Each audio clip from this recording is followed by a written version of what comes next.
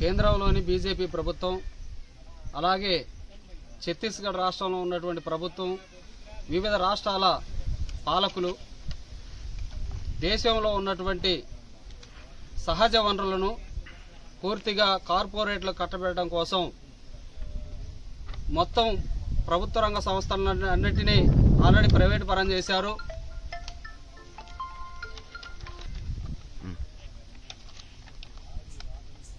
ప్రభుత్వ రంగ సంస్థలన్నింటినీ పూర్తిగా ప్రైవేటీకరణ చేశారు.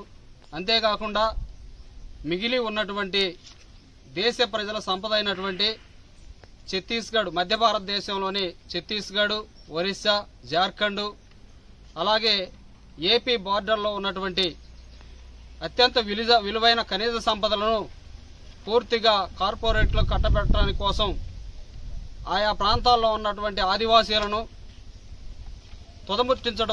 తుదముట్టించడం కోసం ఆపరేషన్ కగార్ అనే పేరుతో కేంద్ర ప్రభుత్వం ఈరోజు ఆదివాసీల మీద తీవ్రమైన అణిచివేత కొనసాగిస్తుంది.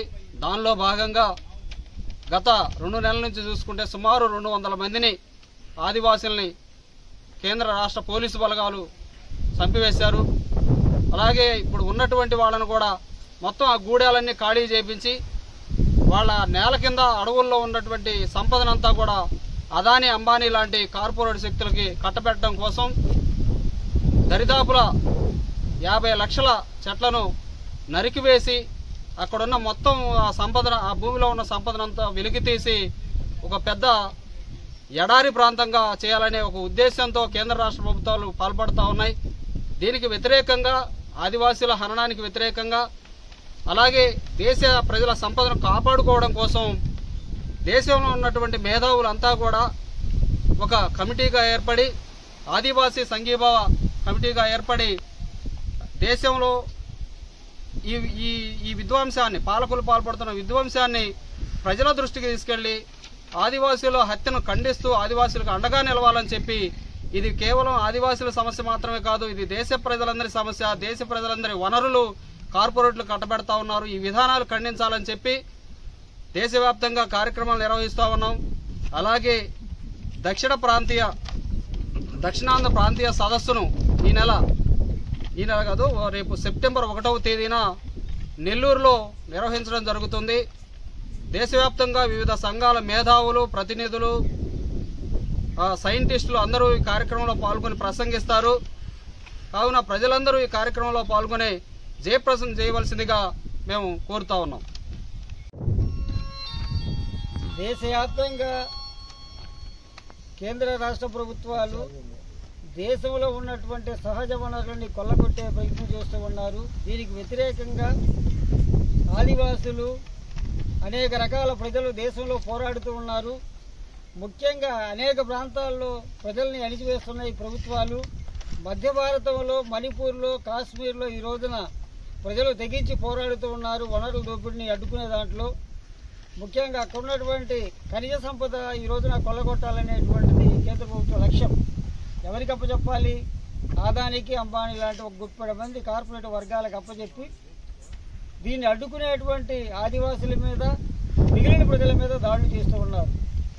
చాలా అందంగా, అద్భుతంగా స్వచ్ఛ భారత్ అని రకరకాల మాయమాటలు చెబుతున్నటువంటి మోడీ, అమిత్ షా ఇల్లు ప్రధానంగా అదానీకి, అంబానీకి అనుకూలమైన విధానాలు ఈ దేశంలో అమలు చేస్తూ ఉన్నారు. అందువలన వీళ్ళు భారత సైన్యం సరిహద్దులు కాపాడాల్సిన సైనిక బలగాలు ఈ రోజున ఎక్కడున్నాయి? మధ్య భారతంలో ఉన్నాయి, మణిపూర్లో ఉన్నాయి, కాశ్మీర్లో ఉన్నాయి. ఎక్కడైతే ప్రజలు పోరాడుతున్నారో, ఎక్కడైతే హక్కులు కావాలని ప్రశ్నిస్తున్నారో ఆ ప్రాంతంలో బలగాలు దించేస్తూ ఉన్నారు. దించి వాళ్ళని చాలా రకరకాలుగా ఇబ్బంది పెడుతున్నారు. బలగాలు కూడా మొన్న ఒక సంఘటన కూడా ఛత్తీస్గఢ్లో ఒక సిఆర్పిఎఫ్ కానిస్టేబుల్ ఆత్మహత్య చేసుకున్నాడు. అంటే వాళ్ళ మీద రాపిడి, ఒత్తిళ్లు ఆ తీవ్ర స్థాయిలో ఉన్నాయి.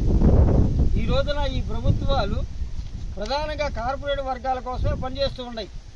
అందువలన దీన్ని ప్రశ్నించేటువంటి ఆదివాసుల మీద విపరీతమైన దాడులు చేస్తున్నారు. జనవరి నుంచి ఇప్పటి వరకు సుమారు 200 మందికి పైగా భారతదేశంలో ఆదివాసుల్ని చంపేయడం జరిగింది.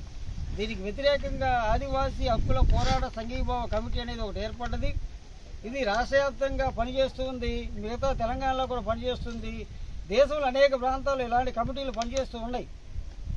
ఈ క్రమంలో సెప్టెంబర్ 1వ తేదీన దక్షిణాంధ్ర సదస్సు అనేటువంటిది నెల్లూరులో ఉన్నటువంటి టౌన్ హాల్లో జరగబోతుంది. ర్యాలీ కూడా జరుగుతూ ఉంది. ముఖ్యంగా కోస్టల్ ఏరియాలో ఉన్నటువంటి తీర ప్రాంతంలో ఉన్నటువంటి మత్స్యకారులు కావచ్చు, లేదా అక్కడ ఉన్నటువంటి ప్రజలు పర్యావరణం ఎలాగ ధ్వంసమైపోతుంది అనేటువంటిది, అటవీ ప్రాంతాల్లో చెట్లు కొట్టడం ద్వారా ఎలాగ పర్యావరణం ధ్వంసం అవుతుందనే దానికి ఇటీవల వైనాడులో జరిగినటువంటి ఒక విధ్వంసమే ఒక ప్రత్యేక కారణం. అంటే చెట్లు కొట్టేయటం, కొండలు తొలిచేయటం, మొత్తం అనేక రకాలుగా చేయడం ద్వారా ఏమైందంటే వాతావరణ సమతుల్యం దెబ్బతినిపోయి భూకంపాలు వస్తుంటాయి, అలాగే రకరకాల తుఫాన్లు వస్తుంటాయి. ఇటువంటి వాటి వల్ల మానవ సమాజానికి వినాశనం జరిగింది. దానికి కారణం ఎవరంటే ఈ ప్రభుత్వాలు, పాలక వర్గాలు. కేవలం వీళ్ళు వాళ్ళ ఎన్నికల ఫండ్స్ కోసం, రకరకాల వాళ్ళ స్వలాభం కోసం కార్పొరేట్ వర్గాలకు అనుకూలమైనటువంటి ఎంఏలు ఒప్పందాలు చేసుకోవడం ద్వారా ఇవాళ ఈ అమలు కావాలంటే ప్రజలు అడ్డుకుంటున్నారని చెప్పేసి ప్రజల మీద దాడులు చేసైనా, లొంగదీసైనా, చివరికి ప్రజల్ని ఖాళీ చేయించైనా ఆయా ప్రాంతాల్లో ఉన్నటువంటి సహజ సంపదని కార్పొరేట్ వర్గాలకు అప్పచెప్పాలని ఈ ప్రభుత్వాలు ప్రయత్నం చేస్తున్నాయి. దీనికి వ్యతిరేకంగా జరగబోయే ఈ సదస్సుని జయప్రదం చేయాలని ఈ సందర్భంగా దానికి సంబంధించినటువంటి కరపత్రాన్ని ఇక్కడ ఆవిష్కరించడం జరిగింది.